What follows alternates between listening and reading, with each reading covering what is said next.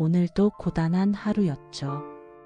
그런 당신에게 지금 이 순간이 조금이나마 편안한 안식이 되기를 바라며 아주 조용하고 따뜻한 이야기들을 하나씩 들려드릴게요. 눈을 감고 천천히 호흡을 가다듬어 보세요. 이 이야기들은 당신의 마음을 쓰다듬듯 천천히 조용히 다가올 거예요. 숲속의 편지. 아주 깊은 숲속에 작은 오두막이 하나 있었어요. 그곳엔 나이가 지긋한 노인이 살고 있었죠. 매일 아침 그는 텅 빈 숲길을 따라 걸어 나가 아주 큰 느티나무 앞에 앉아 편지를 썼어요. 편지는 늘 한 가지 말로 시작됐습니다. 안녕, 오늘도 무사히 서 있어줘서 고마워. 나무는 아무 말도 하지 않았지만 노인의 하루는 그 편지로 시작되고 그 편지로 끝났죠. 어느 날 노인이 편지를 붙이고 돌아서려는데 누군가가 그 나무에 또 다른 편지를 붙여두고 간 것을 발견했어요. 나무야, 네가 있어서 오늘도 올 수 있었어. 고마워. 그렇게 하루하루 그 느티나무엔 누군가의 이야기들이 모여들었어요. 말하지 않아도 위로가 되는 존재, 어쩌면 당신 곁에도 하나쯤은 있지 않을까요? 고양이 별에서 온 편지. 소녀는 고양이를 키웠어요. 아주 오래, 그리고 깊이 사랑했던 존재였죠. 하지만 세상엔 영원한 건 없어서 고양이는 그녀 곁을 떠났고 소녀는 한동안 아무 말도 하지 못했어요. 그러던 어느 날 밤하늘 별을 보며 눈을 감았는데 누군가의 목소리가 들리는 듯 했죠. 야옹, 나 여기 있어. 그리고 그날 밤부터 그녀는 잠들기 전마다 꿈에서 편지를 받게 되었어요. 나도 네가 그리워. 하지만 괜찮아. 너를 다시 보고 웃을 수 있다면 그걸로 충분해. 그녀는 문득 깨달았죠. 슬픔은 사라지지 않지만 누군가의 기억 속에 남는다는 것. 끝이 아니라 또 다른 시작이라는 걸요. 바다 거북이의 여행기. 거북이는 아주 느렸어요. 파도는 빠르게, 세상은 시끄러웠고 다른 물고기들은 앞만 보고 헤엄쳤죠. 하지만 거북이는 늘 천천히 움직였어요. 하루에 단위 미터를 가더라도 그는 멈추지 않았죠.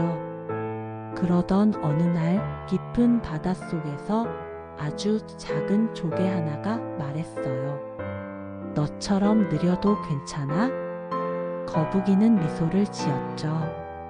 괜찮아. 나만의 속도가 있거든. 그렇게 수년이 흐른 뒤 모든 물고기들이 사라진 먼 바다 끝에서 조개는 다시 거북이를 만났고 둘은 파도 위에 조용히 몸을 띄웠어요. 세상에서 가장 느린 속도로 가장 멀리 떠나는 여행이었답니다. 지금 이 순간 당신은 누구의 목소리도 듣지 않아도 괜찮아요. 당신의 심장 소리, 당신의 숨결, 그리고 이 조용한 이야기들만 조용히 곁에 두면 됩니다. 도시의 마지막 책방. 이 도시의 책방은 딱 하나 남았어요. 이름도 간판도 없이 골목 어귀에 숨은 듯 자리 잡고 있었죠. 문을 열면 땡그랑 종이 울리고 안에는 오래된 종이 냄새와 함께 주인 할아버지가 조용히 책장을 정리하고 있었어요. 그 책방엔 특이한 규칙이 하나 있었죠. 책을 빌리려면 사연을 말해야 합니다. 누군가는 사랑을 놓쳤어요 하고 말했고 누군가는 나는 나를 잘 모르겠어요 하고 속삭였죠. 그러면 주인은 말없이 딱 한 권의 책을 꺼내 건넸어요. 책엔 늘 누군가의 마음과 꼭 닮은 이야기가 담겨 담겨 있었죠. 그리고 책 마지막 장엔 이런 말이 써 있었답니다. 읽고 나면 오늘 밤만큼은 스스로를 미워하지 않기를. 100살 우체부의 마지막 배달. 오래된 시골 마을에 자그마한 우체부 할아버지가 살았어요. 그는 70년을 우편 배달만 했죠. 마을 사람들은 이젠 쉬셔야죠 말했지만 할아버지는 매일 아침 자전거를 타고 돌을 튀기며 편지를 배달했어요. 어느 겨울 아침 눈이 펑펑 내리던 날 할아버지는 마지막 편지 한 통을 남겼어요. 주소는 없고 이름도 없고 단지 봉투 앞면엔 이렇게 적혀 있었죠. 지금 울고 있는 누군가에게. 그 편지는 어디론가 흘러갔고 그걸 받은 사람은 하필이면 그날 아침 세상을 포기하려 했던 누군가였어요. 편지를 열어보니 단 한 문장이 적혀 있었답니다. 당신은 생각보다 훨씬 소중한 사람이에요. 그리고 그날 이후 마을 어귀 작은 우체통엔 매일 누군가의 손글씨가 담긴 편지들이 하나둘 쌓이기 시작했어요. 잃어버린 우산의 기억. 비 오는 날이면 꼭 같은 카페 창가에 앉는 여자가 있었어요. 그녀는 늘 같은 우산을 들고 있었는데 오래되고 색이 바른 어쩐지 유난히 눈에 띄는 우산이었죠. 어느 날 카페 사장이 물었어요. 그 우산 참 오래 쓰셨네요. 여자는 조용히 웃으며 말했죠. 이거요? 사실 제 것이 아니에요. 아주 오래전 누군가 제게 잠시 빌려준 거였죠. 그녀는 이어 말했어요. 그 사람은 이렇게 말했어요. 비가 올 땐 이 우산을 써요. 대신 어느 날 다시 만나게 되면 돌려주세요. 그렇게 수년이 흘렀고 그녀는 그 사람을 다시 만나지 못했어요. 하지만 비가 오는 날마다 그 우산을 들고 카페 창가에 앉아 기다렸어요. 우산이 해지고 찢어져도 그녀는 그걸 손수 꿰매어 썼죠. 그건 기다림이 아니라 기억을 지키는 방식이었어요. 언젠가 그 우산이 온전히 부서지는 날이 오면 그녀는 아마도 다시 사랑을 시작할 수 있을 거예요. 하지만 지금은 아직 그날이 아니에요. 세상은 조용해졌고 이제는 당신만의 꿈을 꿀 시간이에요. 여전히 눈을 감지 못한 마음이 있다면 지금부터 들려줄 이야기들이 천천히 그 문을 열어줄 거예요. 별의 목소리를 듣는 소년.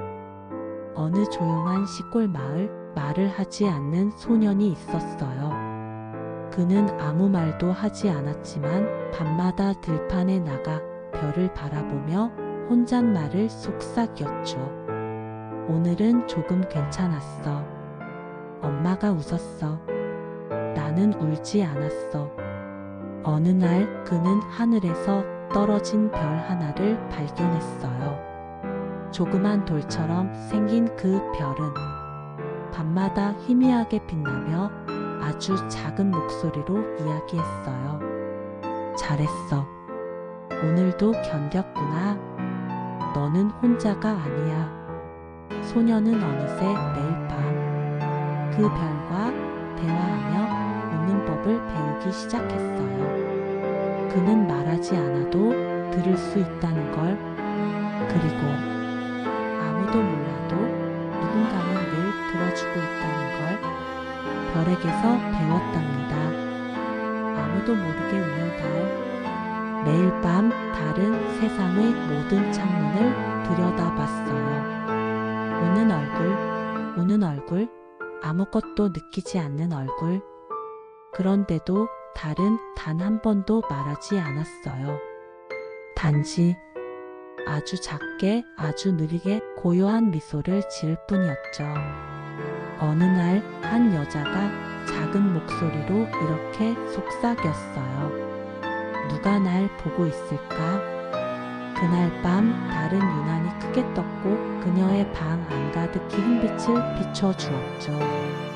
사람들은 몰라요. 그 조용한 웃음이 얼마나 많은 이들의 마음을 살려냈는지. 달은 말하지 않아도 오늘도 누군가의 방을 비추며 웃고 있답니다.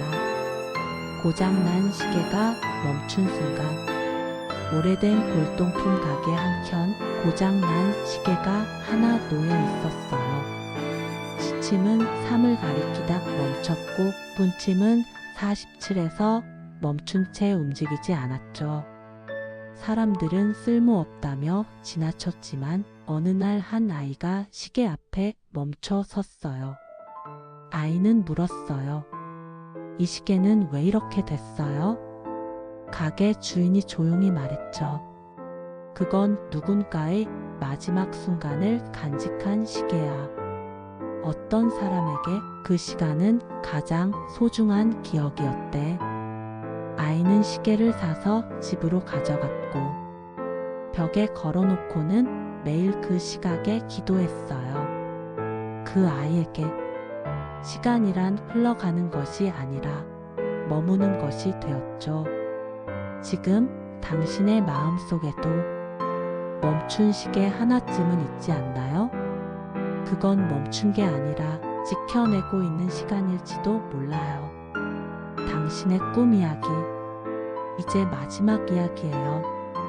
이건 당신이 듣고 있는 지금 이 순간 바로 당신을 위한 이야기랍니다. 긴 하루를 버텨낸 당신 참 잘했어요.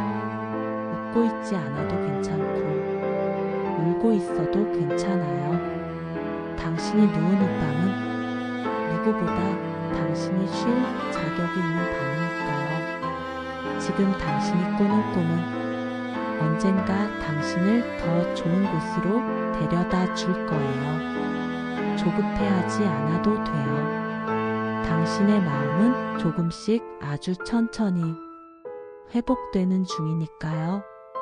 이제 눈을 감고 마음을 내려놓고 당신의 꿈속으로 천천히 걸어가요. 오늘도 수고했어요. 고요한 밤 당신의 숨결 위로 별 하나 내려앉기를 바라며 잘 자요. 우리 내일 다시 만나요.